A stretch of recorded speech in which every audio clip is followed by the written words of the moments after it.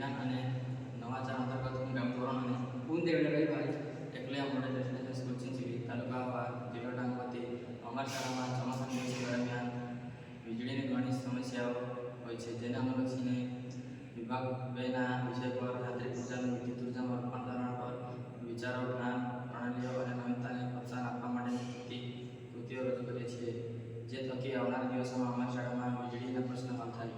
જેનો હેતુ છે યાંત્રિક ઉર્જાનું વિદ્યુત ઉર્જામાં રૂપાંતર. જેના સાધનો છે gear, DC motor, terminal, wire અને એલઈડી બલ્બ. ત્યારબાદ આપણે તેની કાર્ય પદ્ધતિ સમજીશું. સૌપ્રથમ આપણે અંદર ગિયર લઈશું.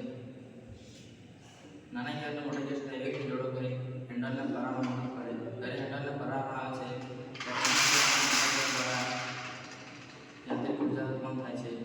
તે ઉર્જા ડીસી મોટર દ્વારા વિદ્યુત ઉર્જામાં રૂપાંતરણ થાય છે. આ ઉર્જા બે ટર્મિનલ પર જમા થાય છે. ત્યારબાદ વિદ્યુત ઉર્જાને બે વાયરો દ્વારા એલઈડી બલ્બ સુધી પહોંચાડવામાં આવે છે. એલઈડી બલ્બને વિદ્યુત ઉર્જા મળતા તે પ્રકાશિત થાય છે. આમ કહી શકાય કે યાંત્રિક ઉર્જાનું વિદ્યુત ઉર્જામાં રૂપાંતર થાય છે. તેના ઉપયોગો છે પવન ચક્કી તરીકે, સૌર ઉર્જા તરીકે, જળ વિદ્યુત ઉર્જા તરીકે અને ડાયનેમો વગેરે. તેના ફાયદા છે પ્રદૂષણ મુક્ત ઉર્જા ઉત્પન્ન કરી શકાય છે.